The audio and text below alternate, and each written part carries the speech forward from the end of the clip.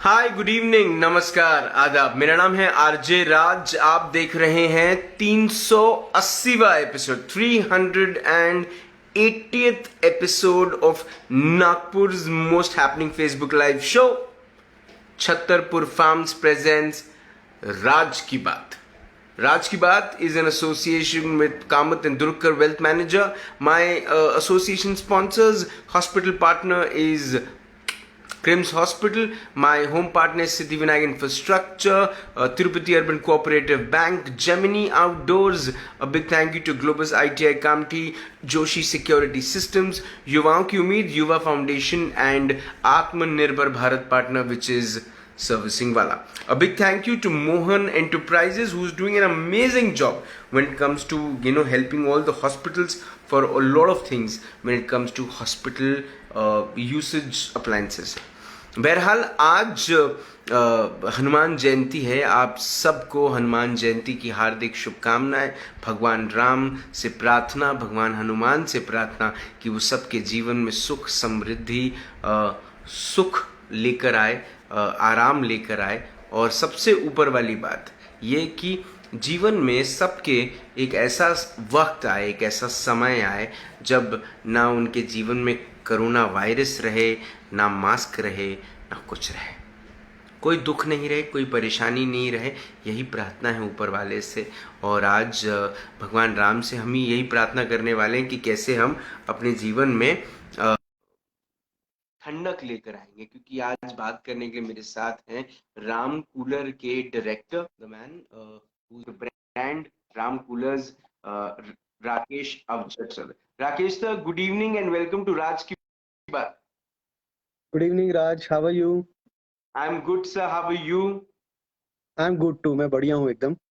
Sir, Hanuman Jayanti की हार्दिक शुभकामनाएं Ram coolers के पूरे परिवार को। Thank you so much. आपको भी और आपके परिवार को हनुमान जयंती की बहुत बहुत शुभकामनाएं। और सभी को इनफैक्ट हनुमान जी की जयंती की बहुत शुभकामनाएं। उनकी बहुत ज्यादा जरूरत है मुझे लगता है इस संकट की घड़ी में, क्योंकि वो संकट मोचन है और पूरा जी देश कहीं ना कहीं जूझ रहा है ये कोविड जैसे पेंडेमिक से। तो संकट मोचन कुछ तो यहाँ से राहत दिलाए, ऐसा मैं उनके चरणों में विनती करता हूँ। मुझे ऐसा लगता है और सारे देशवासियों के लिए करता हूँ। सर, हर साल जब गर्मी आती है तब राम कूलर्स भी संकट मोचक का ही काम करते हैं एक तरीके से। भले आपकी कंपनी का नाम राम कूलर्स है, लेकिन काम आप हनुमान वाला करते हैं। अ, ठीक है, आपने बहुत बड़ी बात बोल दी, बट हाँ ठीक है कि कहीं ना कहीं गर्मी विदर्भ या हमारे महाराष्ट्र में बहुत ज्यादा होती है ओवरऑल। और जी। गर्मी से निजात पाने के लिए मैं समझता हूँ कि जो एक मेजर क्लास है, मिडिल क्लास जिसको हम बोलते हैं, या जो एक अफोर्डेबल क्लास है जो बहुत ज्यादा एसी या बाकी चीजें नहीं अफोर्ड कर सकता, तो वो हम्म। डेफिनेटली कूलर की तरफ देखता है, क्योंकि पंखा गर्म हवा देता है और कूलर ही एक मीडियम ऐसा है जो मैं समझता हूँ कि गर्मी में संकट मोचन का काम करता है। रीजनेबल भी होता है, इलेक्ट्रिक का कंजम्पशन भी कम होता है।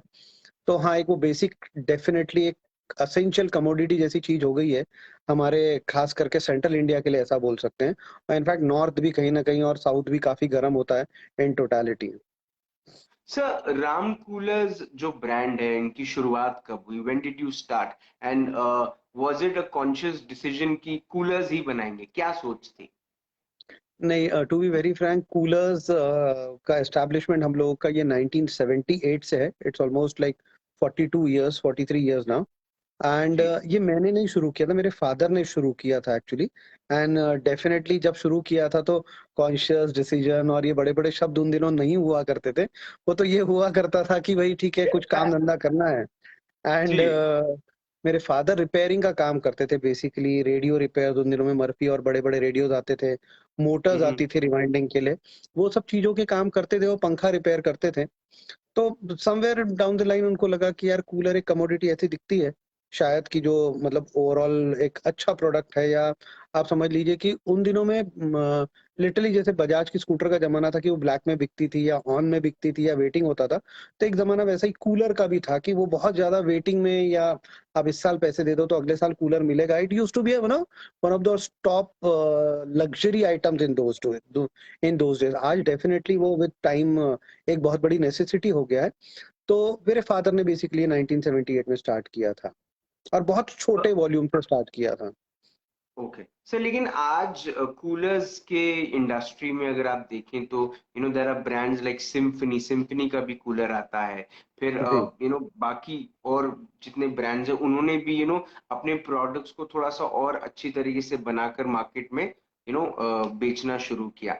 राम जी। कूलर्स को शुरुआती दौर में और जब ऐसे कॉम्पिटिशन्स आते हैं तब कैसे आपने इनको बीट किया, कैसे आप इनकी टक्कर में मार्केट में बैठे? देखिए, मैं एक थ्योरी देना चाहूँगा आपको कि जैसे इंडिया एक बहुत बड़ा देश है, बहुत हमारे यहाँ पॉपुलेशन है और मेजॉरिटी ऑफ द पॉपुलेशन आज भी हम जो बोलेंगे एक अफोर्डेबल क्लास बोलिए, एक मिडल क्लास जिसको हम बोलते हैं, उनके लिए कूलर एक बहुत बड़ा ना आज भी एक प्रोडक्ट है जिसको वो चाहता है लेना एंड इंडिया बहुत बड़ी मार्केट है। तो जी। मैं सही मायने में बोलूँ तो इतना बड़ा मार्केट है कि कंपटीशन ये शब्द मैं कूलर इंडस्ट्री के लिए स्पेशली बोलूँगा कि मतलब एक्चुअली वो उसकी नीड नहीं है। कहीं न कहीं हर किसी के लिए एक बहुत बड़ा शेयर है मार्केट में अगर कोई तरीके से काम करना चाहे ना, मार्केट इतना हम्म। बड़ा है कि कोई भी 1 आदमी, 2 आदमी, 5-25 आदमी कितनी भी बड़ी इंडस्ट्री लगा ले, तो हिंदुस्तान इतना बड़ा मार्केट होने की वजह से उसको कैटर नहीं कर सकता। जैसे सिम्फनी का आपने एग्जांपल दिया, डेफिनिटली एक बहुत बड़ा ब्रांड है, अच्छा नाम है, बट वो लोग प्लास्टिक के कूलर्स बनाते हैं। मेजरली दे जी। आर इंटू प्लास्टिक कूलर्स और हम लोग जो बनाते हैं वो टोटली मेटल के कूलर्स बनाते हैं। दोनों कूलर में काफ़ी फ़र्क है। मतलब एक समय हुआ करता था कि मेटल के कूलर के साथ बहुत सारे स्टिग्मास हुआ करते थे। कि करंट मारेगा, रस्ट खाएगा, इतना अच्छा दिखता नहीं है, एस्थेटिक्स नहीं है, ये नहीं है, कलर इतना अच्छा टिकता नहीं है वगैरह-वगैरह। तो विद पैसेज ऑफ टाइम जैसे-जैसे टेक्नोलॉजी बढ़ते गई और क्वालिटी के ऊपर काम करना चालू किया तो आज कोई भी मेटल का हम लोग जो कूलर बनाते हैं वो almost at par with plastic का कूलर है, स्पेशली लुक्स वाइज़। एंड अगर आप कंपैरिज़न ऑफ कूलिंग करेंगे ना तो प्लास्टिक का कोई भी कूलर, आप मेटल का कूलर सेम साइज़ का रख दीजिए ना, वो ऑलमोस्ट उससे 50% ज़्यादा कूलिंग करेगा। मतलब plastic in totality doesn't support cooling wherein metal okay. में आप देखेंगे पानी ठंडा भी जल्दी होगा और गर्म भी जल्दी होगा। इवेपोरेशन का रेट बहुत ज्यादा बेटर होता है मेटल के सारे कूलर में एंड हम लोग बेसिकली डील करते हैं मेटल के कूलर में भी। ये प्रूवन फैक्ट है कहीं ना कि मेटल का कूलर ये कूलिंग में definitely much much better than any other plastic fibre या जो भी ऐसे कूलर इस टाइप के आते हैं उससे मेटल का कूलर कभी भी ज्यादा बेटर और अच्छी कूलिंग करता है। पैड एरिया प्रॉपर मिल जाता है बड़ा उसको कूलिंग करने के लिए। साथ में कहीं न कहीं उसको ये मिल जाता है कि आपका पंखा प्रॉपर आप बड़ा से बड़ा लगा सकते हैं। प्लास्टिक के कूलर में थोड़े से लिमिटेशन थे। हाँ, एक समय वो प्लास्टिक का कूलर दिखने में बड़ा अच्छा हुआ करता था। आज भी हो दिखता है अच्छा उसमें कोई डाउट नहीं है। जी। बट इन जी। टोटैलिटी कूलिंग का जहाँ तक सवाल है वो मेटल का कूलर मच मच बेटर मैं मिनिमम 50% ज़्यादा बेटर कूलिंग करता है मैं ऐसा बोलूँगा। सर 48 डिग्रीज 47 डिग्रीज इस किस्म की मर्क्यूरी में जब एसीज जवाब दे देते हैं, कार की कूलिंग्स जवाब दे देती हैं, तब जी। राम कूलर्स स्टैंड आउट कैसे करता है? देखिए मैं आपको एक सिंपल सी चीज़ बताऊँगा, जितना ड्राई वेदर रहेगा, क्लाइमेट जितना ड्राई रहेगा, उतना कूलर ज़्यादा अच्छे से काम करता है। मतलब ह्यूमिडिटी में एसी ज़्यादा अच्छा काम करेगा, ड्राई वेदर में कभी भी कूलर ज़्यादा अच्छा काम करेगा और हमारे यहाँ जो गर्मी होती है, वो गर्मी एक्चुअली ड्राई होती है। आप जहाँ जी। 47 और 48 डिग्री छोड़ दीजिए, एक्चुअल रियल गर्मी में अगर टेम्परेचर 42 से ऊपर चला जाए, 43, 44 टेम्परेचर अगर पहुँच जाए ना, तो एसी एक्चुअल में काम नहीं करता। हम्म। मतलब जिसको कूलिंग बोलते हैं ना, वो एसी का जी। कूलिंग ऑलमोस्ट आधा हो जाएगा ऐसा समझ लीजिए। 47-48 डिग्रीज़ में तो एसी काम करता ही नहीं। इवेपोरेशन जितना अच्छा कूलर में होता है, क्रॉस वेंटिलेशन अगर प्रॉपर है, तो कूलर डेफिनिटली एक बेटर चीज़ है जो कूलिंग बहुत ज़्यादा अच्छे से करता है। उसमें एक एडवांटेज कूलर में और भी है मतलब 5, 7, 10 एडवांटेजेज़ है। मैं कूलर को अगर आप कंपेयर करेंगे इन कंपैरिज़न टू एसी अगर हम समझते हैं तो जी। एसी आप लगाएँगे मान लीजिए आपने 1.5 टन का एसी भी लगाया तो वो एक कमरे में लगा है, वो उतना ही कमरा ठंडा करेगा। कॉस्ट जी। होगी 35-40 हज़ार रुपए। रनिंग जी। कॉस्ट अच्छी खासी होगी, दिन की मतलब अच्छी खासी बिजली कंज़्यूम करेगा। वहीं आप कूलर देखते हैं, आपने एक कूलर लगा दिया तो 400-500 स्क्वायर फीट एरिया ठंडा करता है, एवरेज प्राइस में 10-15 हज़ार रुपए का कूलर आता है।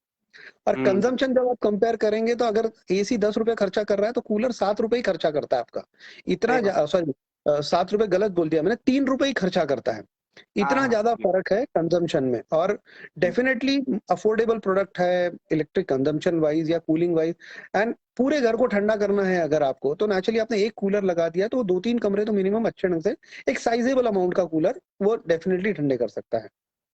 सर कॉस्टिंग्स के इसमें वक्त के साथ जितना एसी पंखा हर इलेक्ट्रॉनिक अप्लायंस महंगा होता गया, कूलर जी। के भाव में कितना फेरबदल आया, हर साल कितना परसेंट रेज हुआ है कॉस्टिंग्स में अगर देखें कूलर को?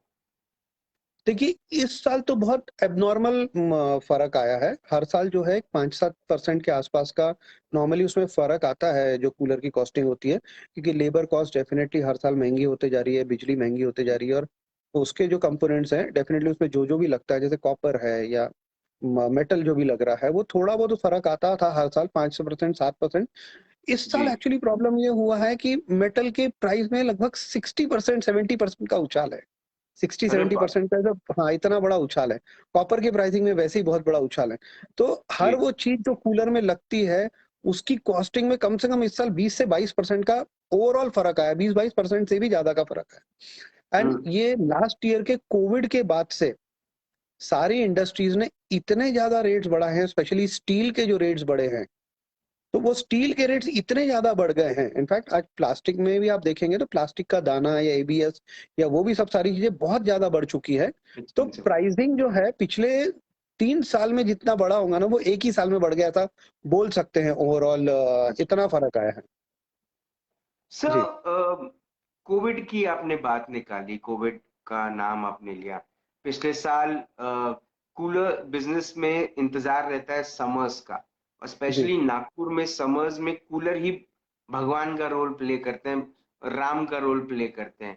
सर हाँ जी। पिछले साल पूरा इंडिया बंद, जी, दुकानें बंद, सब जी। कुछ बंद। हाँ जी। इस साल फिर गर्मी आई, फिर महाराष्ट्र बंद, नागपुर बंद। कैसे केटर कर पा रहे हैं? पिछले साल कैसे मैनेज किया? इस साल कैसे मैनेज कर रहे हैं? बिजनेस को कितना हैम्पर हुआ? देखिए, पिछले साल तो डेफ़िनेटली 19th मार्च के आसपास लॉकडाउन हुआ था। पहला जी। जो लॉकडाउन की शुरुआत 20 हुई थी। 24th March. 22nd was Janata curfew पहला दिन था वो 21st जी। 22nd। होली थी पिछले साल 10-11 तारीख को लगभग जी। मार्च में। एंड नॉर्मली ये जी। होता है कि होली के बाद पोस्ट होली बिज़नेस थोड़ा-सा कूलर का एक रियल मोमेंटम स्टार्ट होता है। 3-4 दिन का डिप था एक्चुअली पिछले साल होली के बाद और 11 तारीख की होली थी मुझे याद है। हफ्ता भर बड़े मुश्किल से निकला होगा और लॉकडाउन हो गया। तो सीज़न तो जी। एक्चुअली पूरी तरीके से खत्म हो गया मतलब बिलीव करना थोड़ा-सा मुश्किल था। लेकिन स्केयर हम्म। इतना ज़्यादा था किसी ने देखा नहीं था, किसी ने सुना नहीं था कोविड, कोविड करते-करते बहुत ही ज़्यादा जी। प्रॉब्लम हुआ मतलब पिछले साल आप बिलीव करिए कि 85% डीलर, डिस्ट्रीब्यूटर जिन्होंने जो-जो मटेरियल लिया था, उनका वो मटेरियल ब्लॉक हो गया। किसी ने हम्म। अपना कोई माल बेच नहीं पाए।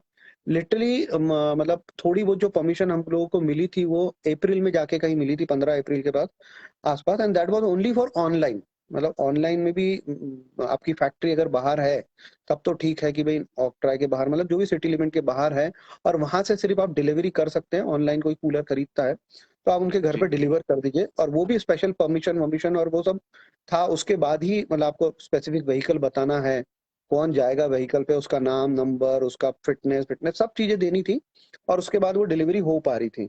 बड़े मुश्किल से वो जी। डिलीवरी होती थी बट अल्टीमेटली कूलर जो एक प्रोडक्ट है ना, वो टच एंड फ़ील वाला प्रोडक्ट है। तो ऑनलाइन बहुत कम लोग उसको लेना चाहते हैं, पसंद करते हैं जी। वगैरह-वगैरह। एंड वो 1 महीना तो टोटली बंद था मतलब 18 मार्च से लेके 15 मई तक ऑलमोस्ट डेढ़ 2 महीना वो टोटली बंद था, तो उसमें कुछ भी नहीं था। 1 महीने बाद हम लोगों को सिर्फ ऑनलाइन की परमिशन मिली थी और मुझे याद है 15th अप्रैल को ऑड इवन शुरू हुआ था, जिसमें 1 दिन दुकान खुल रही थी और 1 दिन बंद हो रही थी। जी। तो सीज़न ऑलमोस्ट जा चुका था ऐसा बोल सकते हैं 15 मई के आसपास। थोड़ा बहुत ही जिसको जो जैसे करने को मिला उन्होंने थोड़ा बहुत बिज़नेस किया और एक्चुअली बिज़नेस खत्म हुआ। आपको मैं पिछले साल का स्टैटिस्टिक्स अगर दे दूँ तो ओवरऑल टर्नओवर वाइज़ बोल लीजिए या बाकी वाइज़ भी बोल लीजिए, अगर मैं 100 कूलर बेचता हूँ तो मैंने 40 कूलर बेचे थे पिछले साल, इतना डिप था। मतलब शायद 35 ही होंगे, मैं 40 भी ज़्यादा बोल रहा हूँ, तो इतना ज़्यादा फ़र्क था और आप बिलीव करिए कि वो 60% जो स्टॉक था वो बना हुआ था। वो लिटरली अच्छा। हर मैन्युफैक्चरर को कैरी करना पड़ा पूरा साल भर। वो पूरा स्टॉक साल भर उसको कैरी करना पड़ा। उसमें 2 प्रॉब्लम थी, वो उसने खुद ने भी कैरी किया और जिस डीलर डिस्ट्रीब्यूटर को उसने माल बेचा था वो 30-35% हम उसने जो भी बोल किया। सकते हैं, उसने भी कैरी किया। अल्टीमेटली इस साल थोड़ा सा वो स्टॉक निकला था, जिनके पास जो था उन्होंने वो स्टॉक निकाला था, हमारे पास भी जो स्टॉक था हमने वही स्टॉक को जैसे निकाला बड़े मुश्किल से। और आप जी। देख लीजिए कि फिर हालत ऐसी है कि आज फिर लॉकडाउन में बैठे हैं, वो पूरा सर्कल घूम के वहीं आ गया है। सेम फेसबुक की वही पोस्ट बार बार आ रही है, मेमोरीज में जब आती है मैं अपनी मेमोरीज में देख रहा था कि फिर वही पोस्ट घूम फिर के आ रही है, ये जनता जी। कर्फ्यू, ये फलाना, ये ऐसा कोविड के वक्त, ये मास्क पहनिए, ये सोशल डिस्टेंसिंग, घर से बाहर मत निकालिए, मदद कर सकते तो करिए। वो सारी पोस्ट वापस से, वो सारी स्टोरीज घूम फिर के एक साल भर बाद भी वैसी की वैसी आ रही है। थोड़ा सा बिजनेस हम सर। लोग को जो करने मिला था वो होली के आसपास ही करने मिला था, नागपुर की मैं स्पेशली बात करूंगा कि इन एंड अराउंड होली के आसपास थोड़ा सा बिजनेस मिला था करने के बाद। उसके बाद वापस लॉकडाउन है। थोड़ा बहुत लास्ट ईयर की जैसा ऑनलाइन जो कर सकते हैं सेम वो ऑनलाइन थोड़ा बहुत कर रहे हैं, otherwise showrooms, establishments, dealer, distributor, हर वो चीज टोटली बंद है। मतलब कहीं से आप कुछ नहीं कर सकते, आप बस ऑनलाइन आपके पास अगर सेटअप है, वो भी आपके पास ऑनलाइन सेटअप है तो आप कर सकते हैं। मतलब ठीक है, मैं एक एस्टैब्लिश फर्म हूँ, मेरे पास एक सेटअप है कि ऑनलाइन में इंटरफेरेंस नहीं होता, ऑटोमेटिकली मैक्सिमम चीजें हो जाती है। बट आप सोचिए छोटे छोटे दुकानदार जो साल भर कूलर जैसे बिजनेस का वेट करते हैं, माल लेके रखते हैं, साल साल भर पालते हैं, और उसके बाद फिर लॉकडाउन हो जाए और वो कहीं ना कहीं बेच नहीं पाए, तो वो एक बहुत बड़ा प्रॉब्लम है। सर, बीसी भारतीय जी से मेरी बात हुई थी, दीपेन अग्रवाल जी से बात हुई थी, जी। अश्विन मेहाडिया जी से बात हुई थी। ये तीनों करेक्ट। व्यापारियों के संघ के कहीं ना कहीं प्रमुख हैं। करेक्ट। BC correct. भारतीय जी देश के प्रमुख हैं, व्यापारियों का जो संघ है उसके। उनका जी। ऐसा कहना था कि अब व्यापारियों ने थोड़ा सा अपना मोड ऑफ बिजनेस बदलना चाहिए। क्या कूलर बिजनेस में, क्या आपका क्या सोचना है? क्या mode of business, should you come online when it comes to doing business, कि ये जो ट्रेडिशनल तरीका है बिजनेस करने का वही सही है? What do you think? देखिए मतलब आप जो मर्जी बोल लीजिए, आप ऑनलाइन डेफिनेटली बिजनेस को ट्राई कर सकते हैं। बट कूलर एक बिजनेस ऐसा है ना, मैं आपको दो तीन चीजों का कूलर का बता देता हूँ।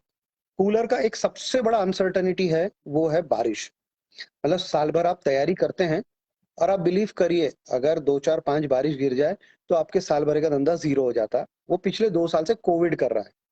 जी। वो पिछले 2 साल से कोरोना ने कर रखा है कि लास्ट ईयर भी पूरा बिज़नेस बर्बाद हुआ, इस साल भी बर्बाद हुआ।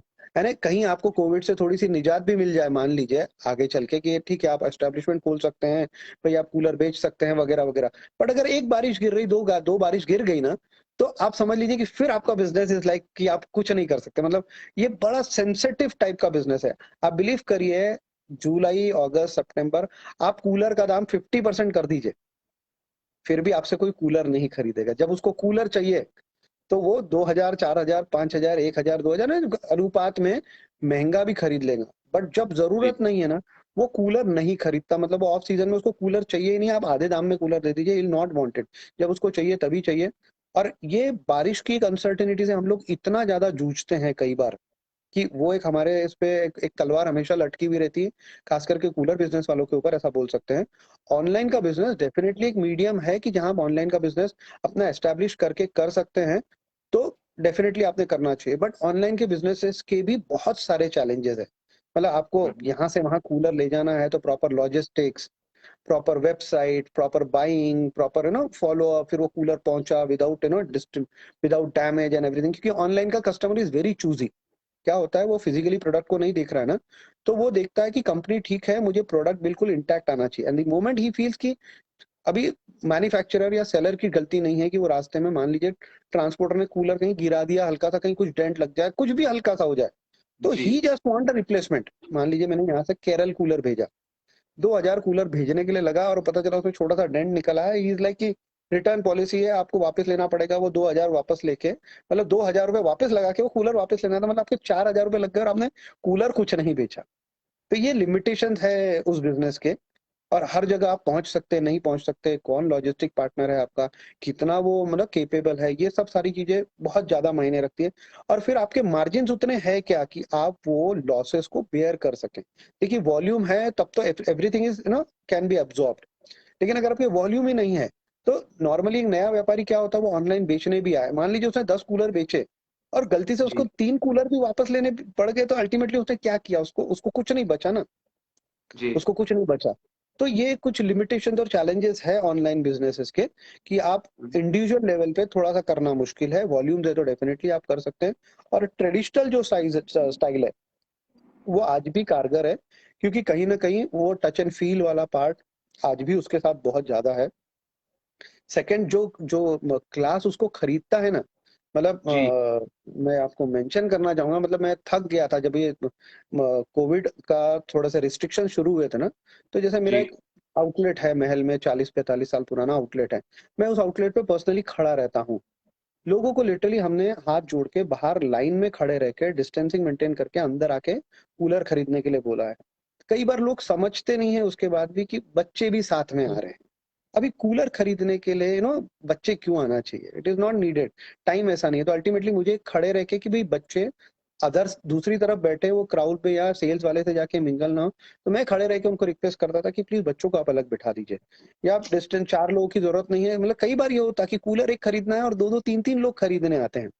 जी, तो वो आज भी कूलर के प्रति जो वो पर्टिकुलरली वैल्यू फॉर मनी ढूँढने वाला जो कस्टमर है ना, उसको लगता है कि यार मैं एक चीज़ खरीद रहा हूँ, स्पेशली राम कूलर में जब वो आते हैं तो दे फील कि यार मेरा 10-12 को साल कूलर चलना चाहिए, मैं वो सोच के ले रहा हूँ। मेरा एक वैल्यू फॉर मनी मुझे प्रोडक्ट मिलता है जो हम लोग हमेशा से ही देते रहे हैं। तो वो उसके साथ लोग क्या होता है थोड़ा ज़्यादा आते हैं। तो हमने कई लोगों को रिक्वेस्ट किया कि आप मत आइए, मतलब कम लोग आइए। अच्छा, कभी-कभार कस्टमर नाराज़ भी हो जाता कि अरे आप ऐसे कैसे बोल रहे हैं कि मेरा बेटा नहीं देखेगा कूलर, उसको बोल रहे हैं आप अलग खड़े रहिए, या जी। तो मतलब कई कई बार इस तरीके की चीज़ें भी होती है। अब वो कुछ कर नहीं सकते आप। तो दोनों ही तरीके हैं, ऑनलाइन भी है, ऑफलाइन भी है। ऑफलाइन का सेल आज भी ज़्यादा है और बहुत ज़्यादा है और वो रहेगा, क्योंकि टच एंड फील वाला फैक्टर आज भी प्रीडोमिनेंटली काम करता है, मैं ऐसा समझता हूँ। जब आदमी कूलर लेने आता है, बिकॉज़ वो जो क्लास कूलर लेने आता है, वो क्लास को डेफ़िनेटली आज भी टच एंड फ़ील की आदत है कि मुझे देखना है वो कितनी हवा आ रही, कितना बड़ा है, कितना छोटा है, मेरे कमरे के लिए, बड़े कमरे के लिए, मेरे ड्राइंग रूम के लिए, मेरे पूरे घर के लिए ऐप्ट है कि नहीं है, वो ये देखता सोचता है मतलब। सर जी। आपने रिस्क वाली बात करी कि ये सीज़नल बिज़नेस है। एक सवाल एडवोकेट नितिन गांधी ने भी पूछा, ये मैं भी आपसे पूछने वाला था कि सरकार की तरफ से कुछ सिक्योरिटी मिलती है for a seasonal business like this? Absolutely no. Zero security. Security के नाम पे देखिए हमारा देश थोड़ा-सा क्या बोलेंगे, अब मैं नेगेटिव बात नहीं करना चाहता, बट हमारे यहाँ सिस्टम्स का बहुत ज़्यादा अभाव है, बहुत ज़्यादा अभाव है। यानी आप कुछ भी कर लीजिए, आज जैसे लॉकडाउन है, बंद है, बट गवर्नमेंट को आपका जीएसटी 20 तारीख से पहले चाहिए ना, वो तो चाहिए ही चाहिए। दे विल नॉट वेट कि जी। भैया आपका बाद में आया है, तो आपको पेनल्टी लगेगी ही लगेगी। जी, आपका एडवांस इनकम टैक्स 15 तारीख को नहीं पहुँच रहा है क्वार्टर में, उससे पहले नहीं आ रहा है, तो ऑटोमैटिकली आपको कहीं न कहीं उसके लिए पेनलाइज़ किया जाएगा, बाद में इंटरेस्ट लिया जाएगा आपसे। ऐसी हर वो चीज़ गवर्नमेंट अपने ड्यूज़, हर वो चीज़ बराबर टाइम से चाहती है। जहाँ कुछ नहीं अच्छा। होता है, जहाँ कुछ नहीं होता है, वहाँ उनको फिर हर चीज़ के ऊपर पेनल्टी चाहिए, उनको इंटरेस्ट चाहिए, उनको सब कुछ चाहिए। उसके ऊपर वो कभी वेवर नहीं देंगे, उसके ऊपर वो कभी व्यापारी का नहीं सोचेंगे। उनको वो सब सारी चीज़ें टाइम से चाहिए। मैं बहुत समय से एक चीज़ से जूझ रहा हूँ। पहले एक सिस्टम हुआ करता था, अब बंद हुआ है वो जीएसटी आने के बाद। एक सी फॉर्म का सिस्टम हुआ करता था। आप कूलर बेच देते थे जी, आउट ऑफ स्टेट में, 2% आपको सीएसटी लगा के आपको आगे वाले डीलर को दे देना है। अब वो डीलर सी फॉर्म नहीं देता है, तो वो उसकी रिस्पॉन्सिबिलिटी है जिसने बेचा है। उसकी रिस्पॉन्सिबिलिटी क्यों होना चाहिए वो? अरे आगे वाले ने सी फॉर्म नहीं दिया, हमने फ़ॉलो अप दे दिया, सब दे दिया, बट अल्टीमेटली उसका जितना भी पैसा है, वो उसके ऊपर इंटरेस्ट, अगर मान लीजिए 17-18 का सी फॉर्म है और आज 4 साल हो गए हैं, तो वो 4 साल का पूरा इंटरेस्ट गवर्नमेंट हमसे वसूल करती है, उसके ऊपर पेनल्टी वसूल करती है और वो हमको पे करना है। क्यों? तो उस व्यापारी ने नहीं दिया। तो जी। ऐसी व्यथाएँ हैं जो मतलब कोई सुनने, कोई देखने, कोई करने वाला नहीं है। कई बार ये बहुत बड़ी प्रॉब्लम है कि सिस्टम के ऊपर या व्यापारियों के ऊपर कोई ध्यान उस तरीके से नहीं देता। सब व्यापारी को टेक इट फॉर ग्रांटेड लेते हैं। उसने सब करना चाहिए, उसने ईएसआई, पीएफ टाइम से करना चाहिए, उसने पीटी टाइम से करना चाहिए, उसने जीएसटी टाइम से भरना चाहिए, उसने क्या कहते हैं आपका एडवांस इनकम टैक्स टाइम से भरना चाहिए, उसने प्रॉपर्टी टैक्स टाइम से भरना चाहिए, उसने कॉर्पोरेशन का सर हर वो चीज़ उसको टाइम से भरना चाहिए, क्योंकि वो अगर आपने लेट कर दिया तो गवर्नमेंट के इंटरेस्ट, गवर्नमेंट की पेनल्टी, वो सब सारी चीज़ें हैं। आपको भरनी ही भरनी है, there is no escape. And sir 1 साल आपका खुद बिज़नेस का कम हो जाए, 2 साल, 1 साल 2 साल बिज़नेस, जैसे अभी कोविड से 2 साल बिज़नेस कम हुआ है, कुछ नहीं, कूलर वालों का बिज़नेस कुछ भी नहीं है जिसको बिज़नेस बोलते हैं। जी, अभी अल्टीमेटली डेफिनेटली मेरा इनकम नहीं है तो ऑटोमेटिकली इनकम टैक्स उस हिसाब से कम जाएगा या जीएसटी कम जाएगा। तो कहीं सिक्योरिटी तो है नहीं, किसी चीज की सिक्योरिटी नहीं है कि भैया हाँ ये इतना आपका बिजनेस कम हुआ है तो इसके ऊपर कोई टैक्सेशन का हम स्लैब कर देते हैं, कम कर देते हैं या और कुछ कर देते हैं या कोई एडजस्टमेंट कर देते हैं। There is nothing called like that कि आपको कहीं कोई सपोर्ट सिस्टम है, वो बिल्कुल नहीं है। अभी कूलर मैं थोड़ा सा लेंदी ले रहा हूँ, लेकिन कूलर जैसे फॉर एग्जांपल आज एक असेंशियल कमोडिटी है, बहुत जी। इंपॉर्टेंट कमोडिटी है। स्पेशली आप कौन खरीद रहा है उसको अगर ध्यान में रख के अगर जीएसटी का दायरा डिसाइड करते हैं तो कूलर एक कमोडिटी ऐसी है, लो कॉस्ट ऑफ इलेक्ट्रिसिटी पे चलती है, प्राइसिंग लो है। सबसे इंपॉर्टेंट पार्ट कि जो मेटल के कूलर्स हैं आज विदर्भ में बहुत सारी इंडस्ट्रीज है जो इंडिया में कम से कम 8 से 10 स्टेट को, नागपुर केटर करता है, बहुत इंपॉर्टेंट चीज जी। बोल रहा हूँ, नागपुर 8 से 10 स्टेट्स को केटर करता है कूलर के मामले में, ठीक है। अच्छा। आप, हाँ आप ये देख लीजिए कि मैन्युफैक्चरिंग बहुत सारे यूनिट्स हैं यहाँ पर, लेकिन गवर्नमेंट का कोई कूलर वालों के लिए कोई पॉलिसी नहीं है। अनसर्टिनिटी हमने झेलनी है, टैक्सेशन 100% हमको, सब कुछ हमको ही देखना है। बट ये नहीं होता गवर्नमेंट से कि एग्जाम्पल के तौर पे आज 18% जीएसटी इसके ऊपर, उसको 12% या 5% या 6% का जो स्लैब है उसमें आना चाहिए ना। क्योंकि आप ये देखिए कि अल्टीमेटली कंज्यूमर खरीदने वाला जो उसको लो आदमी है, वो 15-20-25 हजार रुपए की सैलरी, 30 हजार रुपए की सैलरी वाला बंदा है जो एक कूलर खरीद रहा है। जी। अपर क्लास कूलर नहीं खरीदता, अपर क्लास एसी लगाता है। आप कुछ भी चार्ज करिए, मतलब ये ऐसा हो जी। गया ना कि आप क्या बोलेंगे, अल्कोहल के ऊपर आपने जिस तरीके से टैक्सेस या ड्यूटीज है, वैसे ही एसी की कमोडिटी वो लग्जरी है आज की डेट में भी। जी। आप मारुति 800 एग्जाम्पल के तौर पे एक जनरल आदमी की कार है और एक मर्सिडीज बेंज खरीदने वाली कार जो है, दोनों में ड्यूटी का फर्क रहता है ना। आप इंपोर्ट के ऊपर और उसके बहुत उसके फर्क। हर चीज के ऊपर आप ऊपर पैसा लेते हो। अभी कूलर जैसी कमोडिटी जो मिडिल क्लास की कमोडिटी है, उसके ऊपर टैक्सेशन कहीं ना कहीं मैं समझता हूँ 5% या 12% होना चाहिए। अच्छा, कहीं ना कहीं और एक और चीज मैं बोलता हूँ, अगर ये दायरा कम हो जाए ना, स्लैब कम कर देना गवर्नमेंट, तो कई सारे अनऑर्गेनाइज प्लेयर है, there are huge organised player in and around Nagpur. जब ये दायरा कम हो जाएगा ना टैक्स का, तो कोई भी धंधा बढ़ चढ़ के करेगा क्योंकि उसको टैक्स का फियर नहीं रहेगा। आज इंडस्ट्री में बहुत कम लोग हैं कि जो टैक्स को फियर नहीं करते हैं। कूलर बनाने वाली जी। इतनी इंडस्ट्रीज है नागपुर में, लेकिन हर वह छोटा बड़ा आदमी टैक्स को फियर करता है कि इतना टैक्स है, मैं कहाँ टैक्स भरूं, कैसे करूं, क्या करूं, मैं सीए कहाँ पकड़ूं, मैं टैक्स टाइम से गया नहीं तो मैं पेनल्टी कहाँ भरूं, या कहाँ भरने जाऊं या नहीं भरूं। ये जो नॉन ईज ऑफ बिजनेस है, ईज नहीं है बिजनेस करने में, वो जब तक के नहीं आएगा ना तो व्यापारी कहीं ना कहीं खुले मन से, खुले दिल से और अच्छे तगड़े तरीके से काम नहीं करेगा। देखिए मैं एक ऑर्गेनाइज प्लेयर हूँ, मैं एक ऑर्गेनाइज जी। प्लेयर हूँ डेफिनेटली, मुझे मेरे लेवल पे जो काम है मैं सब कुछ एक ऑर्गेनाइज तरीके से कर सकता हूँ। But at the end of the day industry बहुत बड़ी है एज अ होल। जब आप जी। इंडस्ट्री की बात करते हैं और जनरेशन ऑफ लेबर, मतलब 8 7 8 महीने जो कूलर इंडस्ट्री में काम मिलता है लोगों को, इतना काम मिलता है, मतलब बहुत बड़ा इंडस्ट्री है नागपुर में। फिर से बोल रहा हूँ कि नागपुर का इंडस्ट्री कूलर का बहुत बड़ा है, वो 7 से 8 स्टेट्स को केटर करता है बिजनेस के मामले में, मेटल कूलर के मामले में। और बहुत सारा काम, बहुत सारा बोलूँ या आज भी 85-90% काम जो है ना, वो हाथ से होता है उसमें। देर इज नो अच्छा। ऑटोमाइजेशन, ऑटोमाइजेशन नहीं है आज भी। तो ऑटोमाइजेशन नहीं होने के वजह से वो बहुत लेबर इंटेंसिव यूनिट्स है सारे के सारे। तो लेबर इंटेंसिव यूनिट है तो ऑटोमेटिकली आप जनरेशन ऑफ लेबर कर रहे हो ना, मतलब कहीं ना कहीं किसी को रोजगार दे रहे हो। बिल्कुल सही बात। गवर्नमेंट ये सब सारी चीजों के ऊपर उन्होंने ध्यान देना चाहिए, जो ध्यान मुझे लगता नहीं कि गवर्नमेंट का बहुत ज्यादा उस चीज के ऊपर है, ना ही वो देना चाहते, या आई डोंट नो, या उस लेवल पे गवर्नमेंट ने इस इंडस्ट्री को कभी देखा ही नहीं कि हाँ कूलर कुछ होता है या कूलर एक इंडस्ट्री होती है।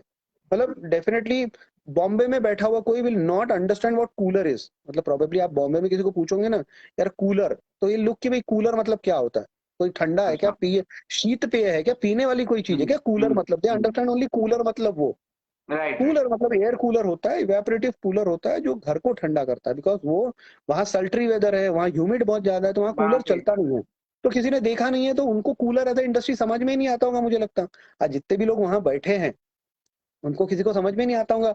तो यही हम प्रॉपर शायद विदर्भ होता या कुछ होता तो वो यहाँ का आदमी समझता कि नहीं यार कहीं ना कहीं कूलर किसको बोलते हैं, क्योंकि वो दिन इन एंड आउट बचपन से लेके हमेशा से कूलर में रहा है, कूलर क्या है वो समझता है, इंडस्ट्री कितनी बड़ी है वो समझेगा। तो ऑटोमेटिकली मुझे लगता है कहीं ना कहीं वो विदर्भ में आदमी जो समझता है वो उसको ज्यादा अच्छे तरीके से बोल बता पाएगा कि नहीं ये कूलर को तो डेफिनेटली आप कम के दायरे में, मतलब 5% या 12% के दायरे में डेफिनेटली ला सकते हैं। सर ये जो आपने कहा कि टैक्सेशन वाली जो बात जो एक बर्डन स्वरूप है, जी। अब सिक्योरिटी वाली बात जो कहीं नहीं दिखती, दूर दूर तक नहीं दिखती। हम्म। तीसरा जो आपने मेंशन किया कि अगर विदर्भ होता तो हालात कुछ और होते, विदर्भ का आदमी समझता है ये चीज। तो सर जी। विदर्भ का आदमी तो चीफ मिनिस्टर भी बना था, उम्मीद तो वहां भी जी। हुई होगी आपको उस वक्त कि वो कुछ करे। डेफिनेटली हुई थी। डेफिनेटली हुई थी। उम्मीद पे तो दुनिया कायम है, सब जगह उम्मीद हमेशा से रही है कि विदर्भ आज से नहीं, मतलब सीपेंट बेरार के टाइम से ऐसा बोलते हैं कि विदर्भ की डिमांड और नाम, वो विदर्भ अलग होना चाहिए, तब से डिमांड है। आज 50 साल से ऊपर हो गए, बट हमारे यहाँ शायद जी किसी का विल नहीं है, विश नहीं है, कन्विक्शन नहीं है, या उतनी स्ट्रांग एबिलिटी नहीं है कि आज भी हम अलग विदर्भ नहीं कर पाए इतने सालों बाद।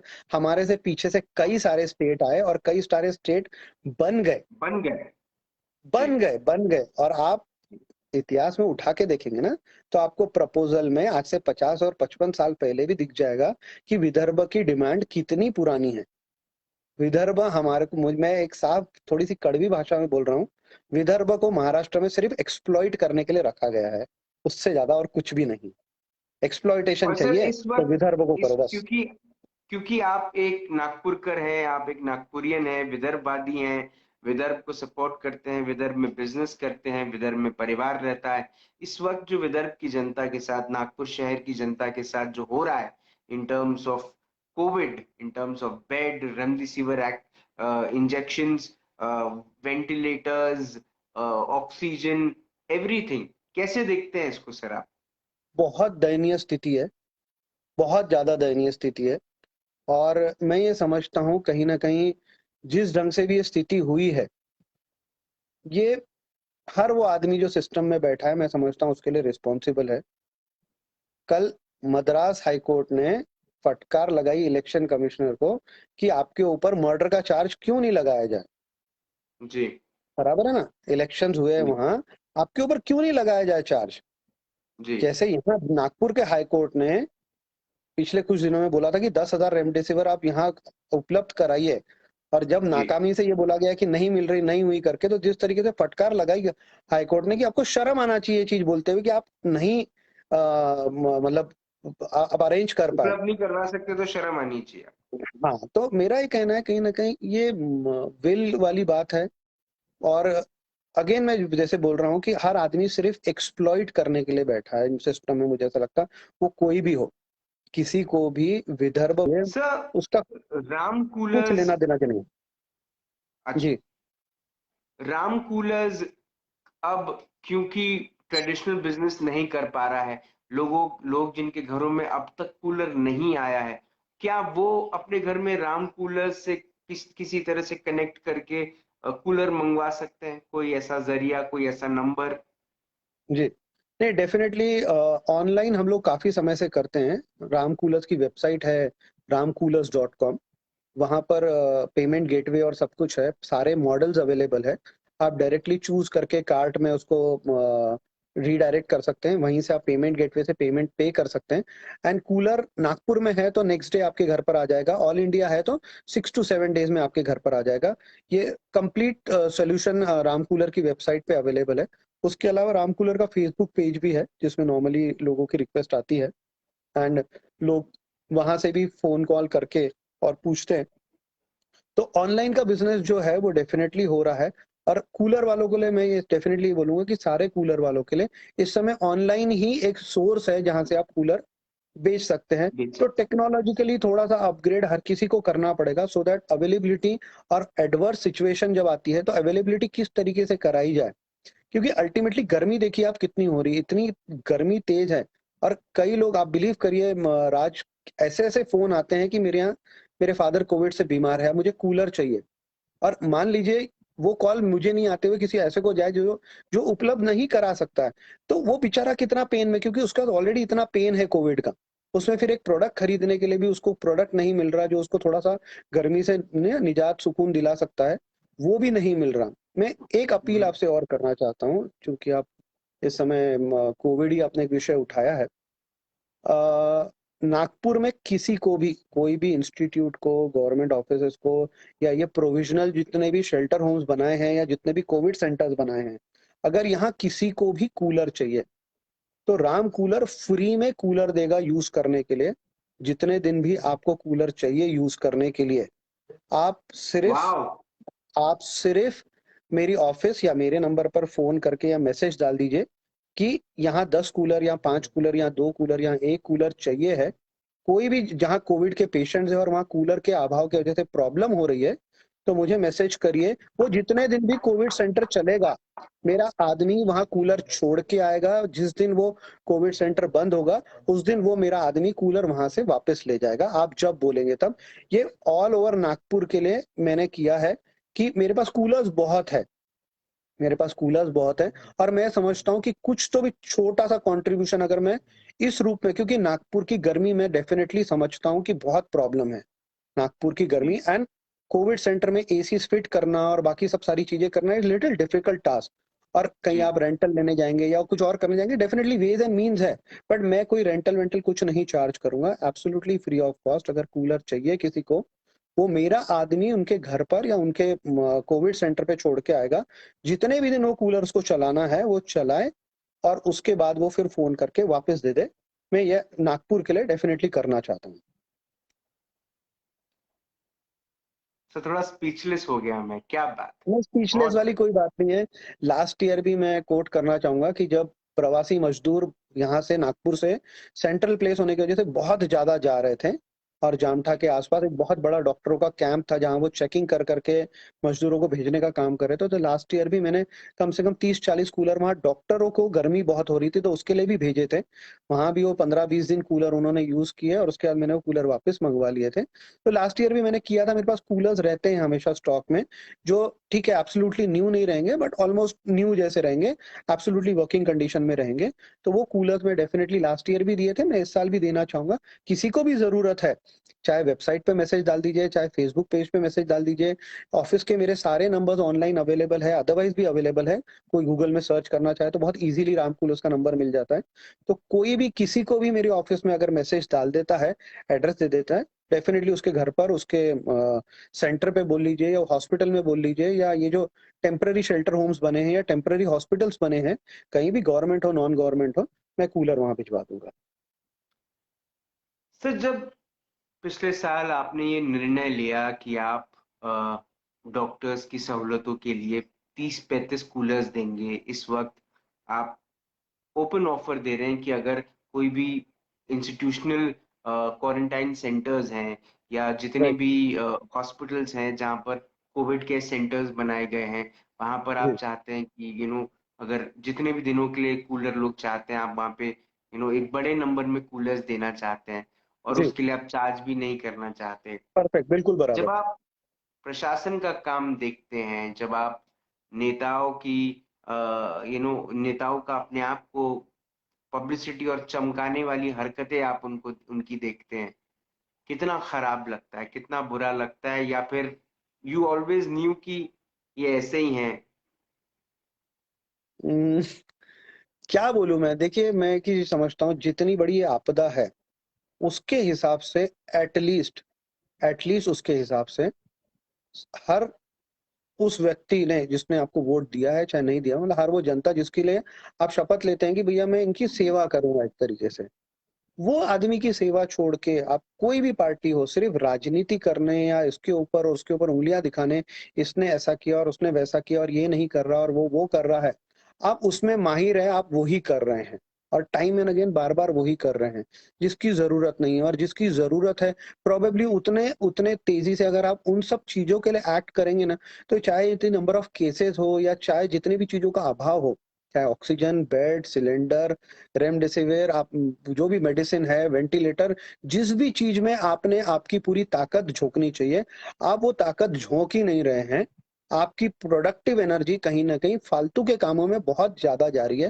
मेरी हाथ जोड़ के सबसे रिक्वेस्ट है कि कहीं ना कहीं प्रोडक्टिव इसके ऊपर, हम लड़ लेंगे ना बाद में, कहीं दुनिया खत्म नहीं हो रही, हमको लड़ना है ना, हमारे पास बहुत टाइम है। हम हर उस चीज के लिए वाद विवाद कर लेंगे, डिबेट कर लेंगे, लड़ लेंगे, जो करना है कर लेंगे। बट ऐसे कठिन परिस्थिति में मुझे लगता है कि बेसिक जो चीज है जिसके ऊपर हमारा फोकस होना चाहिए, सिर्फ फोकस उसी के ऊपर होना चाहिए, ना कि कोई भी फालतू की और चीज के ऊपर हमारा फोकस होना चाहिए। जब तक कि आप उसके ऊपर अपना ध्यान पूरी तरीके से केंद्रित करके सिर्फ वो ही नहीं करेंगे, तब तक ये चीजें नहीं सुधरेंगी। हम अल्टीमेटली कोई भी और नेशन उठा के देख लीजिए, जितनी फर्स्ट वर्ल्ड कंट्रीज है, सेकंड वर्ल्ड कंट्रीज आप जिनको मानते हैं, बोलते हैं, देखते हैं, वहां लड़ाई झगड़े नहीं हो रहे हैं। वो एक एम, एक मोटो, एक गोल के लिए लड़ रहे हैं। वहां ह्यूमन जी वैल्यू है, मतलब जी ह्यूमन लाइफ के लिए बहुत वैल्यू है। हमारे यहाँ ह्यूमन लाइफ के लिए मुझे लगता है सबसे लीस्ट वैल्यू है। एक वोट से ज्यादा कुछ भी नहीं है। कभी कभार वो लगता है कि वो सिर्फ एक वोट है। कहीं न कहीं आपको ये समझना पड़ेगा कि नहीं, आपको, आप जितने अपने आप को प्यार करते हैं या वैल्यू करते हैं, या आप जिस ओहदे और रुतबे पे बैठे हैं, आप अपने आपस वालों को और आस-पास वालों को और अपने घर परिवार को जितना महत्व देते हैं या उनको जितना उससे लेके चलते हैं, आपकी जनता भी उसी तरीके से कहीं न कहीं आपको उन्हीं ने ही बनाया है, आपको उनको देखना करना पड़ेगा और उसी उस उतने ही इंटेंसिटी से देखना पड़ेगा, तब तक ये चीज़ें सुधर नहीं सकती। और संकट बहुत बड़ा है। अभी भी संकट बहुत बड़ा है, वो कहीं थोड़ा-सा भी कम नहीं हुआ है और कम होता हुआ भी नहीं दिख रहा। जिस ढंग से चीज़ें खराब होते जा रही है, बढ़ते जा रही है, ये अभाव और भी रहेगा। आपने ठीक है प्रोविज़न कर दी, ये सिलेंडर्स आ रहे हैं या ऑक्सीजन आ रहा है या ये आ रहा है या वो आ रहा है। You never know, God forbid, कल केसेज़ आज 3 लाख है, कल 6 लाख हो गए, तब आप क्या करेंगे? तब आप क्या बोलेंगे? भगवान ना चाहे कभी ऐसा हो। लेकिन अगर मान लीजिए वाक़ई इंडिया बहुत बड़ा कंट्री है, अब जिस ढंग से चीज़ें बढ़ रही है, कल महाराष्ट्र ठीक हो जाए और कहीं और ये प्रॉब्लम शुरू हो जाए, इतनी इंटेंसिटी वहाँ चले जाए और कुछ हो जाए, तो फिर अल्टीमेटली तो वही होना है ना। तो आपको तैयारी तो पूरी तरीके से करनी पड़ेगी और करके रखनी चाहिए। भले ही वो तैयारी आपकी, आप ये समझते हैं कि यार बाद में इतनी केसेस नहीं हुए, तो आप फिर भी खुशी मनाइए कि आपकी वो तैयारी वेस्ट गई। आप इंश्योरेंस इसलिए नहीं लेते कि आप मर जाएँगे करके। आप जी इंश्योरेंस इसलिए, मैं समझता हूँ इंश्योरेंस इसलिए लेते हैं कि ठीक है यार, मेरा इंश्योरेंस का प्रीमियम वेस्ट हो जाए उतने साल, मैंने 50 साल का इंश्योरेंस लिया है ना, मेरे 50 साल का इंश्योरेंस वेस्ट हो जाए, मुझे चलता है, मेरा प्रीमियम वेस्ट हो गया, बट अल्टीमेटली मैं जिंदा हूँ ना, उससे ज्यादा चीज मुझे क्या चाहिए? आज जी मैंने बहुत सारी ऑक्सीजन, रेमडेसिविर या बहुत सारी चीजों की तैयारी कर ली। मान लीजिए रेमडेसिविर की लाइफ कम है, उस इंजेक्शन की, हो सकता है कि एक्सपायरी डेट जल्दी हो। क्या होगा? थोड़ा सा इंजेक्शन वेस्ट हो जाएगा, हजारों लाखों की क्वांटिटी में हो जाएगा। अल्टीमेटली बहुत ज्यादा फर्क नहीं पड़ने वाला उस चीज से, मुझे लगता। या आपकी कोवैक्सीन है या वैक्सीनेशन जो भी आप ड्राइव चलाने की कोशिश कर रहे हैं, वो सब सारी चीजें आपको एबेंडेंस में तैयारी करनी पड़ेगी, तब जाके जनता को आप कहीं ना कहीं संभाल पाएंगे। बिल्कुल अदरवाइज संभाल नहीं पाएंगे। एक लास्ट चीज और बोलता हूँ क्योंकि इसको कंटिन्यू करना बहुत जरूरी है। इन्होंने 1 मई से बोला है कि 18 से 45 साल वाले लोगों को ये वैक्सीनेट करेंगे। मुझे लगता है कहीं न कहीं, मैं देखिए, मैं इतना ज़्यादा क्या बोलूँगा,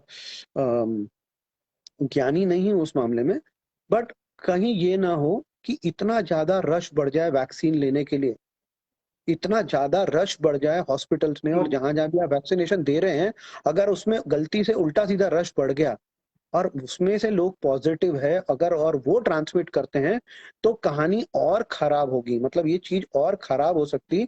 इसको जी बहुत ज़्यादा डेलिकेट तरीके से सोच समझ से हैंडल करना चाहिए। मुझे ऐसा लगता है, मैं एक लेमैन हूँ, ये मेरे को ऐसा समझ में आया, मुझे ऐसा लगा कि यार ऐसा नहीं हो कि इतने लोग जमा हो जाए कि वो करेक्ट वैक्सीनेशन सेंटर भर जाए। मतलब गवर्नमेंट नौकरी के लिए 100 नौकरियां रहती है और 1 लाख लोगों के आवेदन आवेदन आते हैं। वैसी कहानी नहीं होने को ना कि वैक्सीन आई है 1,000 और पता चल रहा है कि 10-10 हजार लोग वैक्सीनेशन लेने के लिए आ रहे हैं, तो वो कहीं ना कहीं गलत हो सकता है, क्योंकि ट्रांसमिशन बहुत रैपिडली बढ़ रहा है। मुझे लगता है ये बात के ऊपर शायद किसी ने ध्यान देना चाहिए, मुझे ऐसा लगता है। बिल्कुल सही बात। सर मेरा आखिरी सवाल होगा आपसे ये कि एक एक व्यूअर का सवाल ले लेता हूं मैं, उसके बाद आपसे पूछूंगा। संतोष शर्मा पूछते हैं, sir any valuable suggestion from your end for our business community of Nagpur city? Business community of Nagpur city, as in cooler business community is asking, और in general business community? General general general. General general business community definitely एक नाजुक घड़ी है। बहुत तकलीफ वाला समय चल रहा है। हर किसी के बिजनेसेस डाउन है, तकलीफ है, इसमें कोई डाउट नहीं है। मतलब कहीं न कहीं हम लोग सीज़नल बिज़नेस में हैं, फिर भी हम ये समझ रहे हैं कि म जान पहले। डेफ़िनेटली बिज़नेस हर किसी को चाहिए, प्यारा है, होना है, करना ही चाहिए। बट अल्टीमेटली जिस तरीके का सिचुएशन खास करके नागपुर में बन के आया है, मतलब जी 4 करोड़ के बॉम्बे में 7,000 केसेस 8,000 केसेस है और 40 लाख के नागपुर में 7 और 8,000 केसेस है। ये स्थिति वाकई चिंताजनक है और दयनीय है एकदम।